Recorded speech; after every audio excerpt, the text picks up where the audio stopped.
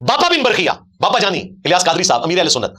وہ تو غوث وقت ہیں، انہوں نے تو مادر ذات یعنی پیدائشی اندھوں کو آنکھیں دی ہوئی ہیں اللہ کے اذن سے،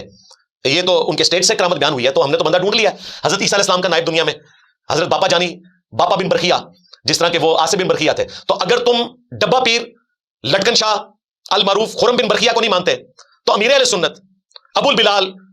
مولانا الیاس قادری المعروف باپا بن برخیا کو مان لو، لو سامو ان کو لانچ کرو، ان کو بھی پتا ہے باپا بن برخیا کا جب پیشاب بند ہوا تو آغا خان ہاسپٹل سے انہوں نے علاج کروایا، اور ہمیں کہتے ہیں درباروں پہ جا کے آپ بابوں سے جا کے مانگو، اپنا ایشو آتا ہے تو یہ ہاسپٹل سے جا کے علاج کرواتے ہیں، اور باپا جانی کے ساتھ خود ایسا ہو چکا ہے۔ پھر باقیوں کے یہ روحانی آپریشن کرتے ہیں، ان کے ساتھ تعویذ دھاگوں کا معاملہ کرتے ہیں، اور اپنے پہ مشکل وقت آتا ہے تو مہنگے مہنگے ڈاکٹروں سے علاج کرواتے ہیں، سرجن سے علاج کرواتے ہیں، اور فخریہ بتاتے ہیں کہ جی فلاں سرجن جو ہے وہ باپا جانی کا مرید تھا، وہ بڑا چاہنے والا نکلا۔ یار باقیوں کو تو آپ یہ مشورہ دیتے تھے کہ درد والی جگہ پہ ہاتھ رکھ کے پڑھو دادا صاحب کی گھوڑی، اور جب اپنے گھٹنے جواب دے گئے تو کہتے ہیں جی میں نے مفتی صاحب سے مشورہ کیا اور ڈاکٹروں نے بھی مجھے مشورہ دیا کہ آپ کرسی پہ بیٹھ کے کھانا کھائیں، یعنی کسی ڈاکٹر نے کسی مفتی نے ان کو مشورہ نہیں دیا کہ آپ اپنے گھٹنے پہ ہاتھ رکھ کے پڑھیں دادا صاحب کی گھوڑی۔ یہ لوگوں کے لیے بھائی، اپنا ان کو پتا ہے کہ اس طرح ایسا تو نہیں ہوتا، ان کو پتا ہے ایسا نہیں ہوتا، لوگوں کے روحانی آپریشن کرتے ہیں۔ میں نے تو ایک چھوٹا سا روحانی آپریشن ڈیمانڈ کیا کہ آپ بائی پاس کر دیتے ہیں، ٹھیک ہے، بے اولاد لوگوں کو اولاد دے دیتے ہیں روحانی آپریشن کر کے، ہم ایک نو مولود بچہ لے کر آئیں گے جس کے خطرے نہیں ہوئے ہوں گے،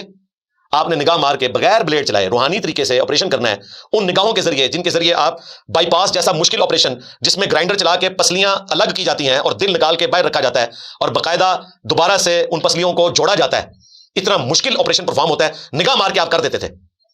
تو آپ کے لیے بچے کا خطرہ کرنا تو چیچی انگلی کا کمال ہے جی، ہاں تو کر کے بتائیں، اور اگر نہ ہوا ہاں بس یہ آپ کو اشارہ ہی کافی ہے، اگر آپ سے یہ آپریشن نہ ہوا تو آپ کے ساتھ یہ والا معاملہ کیا جائے گا، ٹھیک ہے، چاہے آپ باپا بن برخیا ہیں چاہے خرم بن برخیا ہیں، جو بھی دعویٰ کرے گا روحانی آپریشن اس کو کرنا ہوگا۔ تو بھائی پھر دنیا غوث کو تو ابدال سے تو خالی نہیں ہے نا، آج جو غوث وقت دنیا میں موجود ہے اس کو کہو کہ وہ دعویٰ کرے اور وائٹ ہاؤس کو غائب کر کے مارگلا ہلز پر لے آئے تاکہ ٹرمپ بھی سجدے میں گر پڑے، فلسطین بھی آزاد ہو جائے، اسرائیل بھی ختم ہو جائے، ایران کی بھی جان چھوٹ جائے۔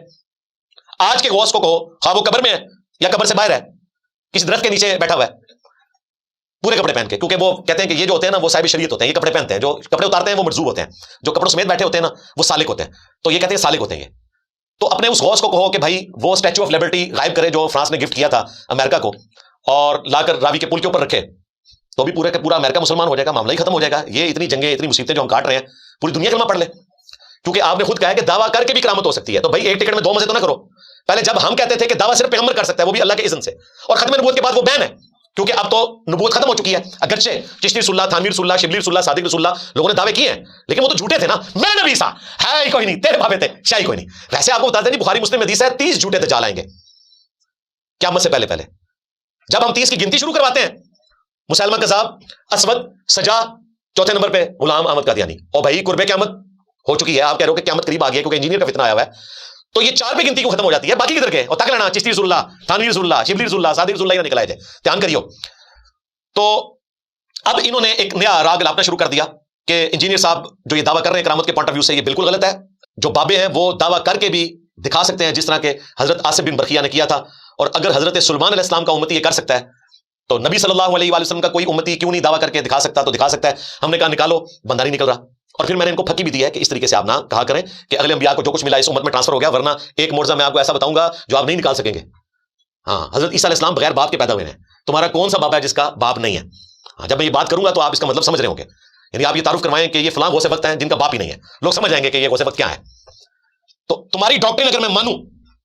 تو اس ڈاکٹرن کے تحت اس امت میں بھی بغیر باپ کے کوئی بابا پیدا ہونا چاہیے تھا، کیونکہ تم کہتے ہو کہ تمام انبیاء کے معجزات اس امت میں کرامت کی شکل میں آ گئے ہیں۔ یہ بتاؤ، یہ وہ چیز ہے جو نہ تم نے ماضی میں مانی، نہ حال میں مانو گے، نہ مستقبل میں، باقی تو میں کوئی دعویٰ نہیں کرتا، باقی تو سارا جھوٹ ہے تمہارا۔ دوسرا، جو تم نے یہ کہا کہ جی دعویٰ کر کے بھی دکھا سکتا ہے آصف بن برخیا، تو اس امت میں بھی دکھا سکتا ہے۔ ہم نے کہا کہ نکالو، انہوں نے نکالا، اللہ تعالیٰ نے خود ہی نکال کے ان پہ مسلط کر دیا۔ حضرت پیر لٹکن شاہ صاحب حفظہ اللہ تعالیٰ المعروف خرم بن برخیا، میرے لیے تو آنر کی بات ہے کہ میں نے اپنی زندگی میں خرم بن برخیا دیکھ لیا۔ جب یہ نکلا ہے تو آپ یہ کہہ رہے ہیں کہ ڈبہ پیر ہے، تو بھائی اپنی بات پہ قائم رہو اور سچا پیر لانچ کرو۔ یعنی ڈبہ پیر وہ ہوتا ہے جس نے ڈبے کا دودھ پیا ہوا ہے، اور جس نے اپنی ماں کا دودھ پیا ہوا ہے بقول ان کے وہ سچا پیر یا سچا پیر ہوتا ہے، تو سچا پیر لانچ کرو۔ اب سچے پیر کی بات کرتے ہیں تو کوئی لانچ نہیں کرتے، میں نے وہ بھی مسئلہ ان کا حل کر دیا۔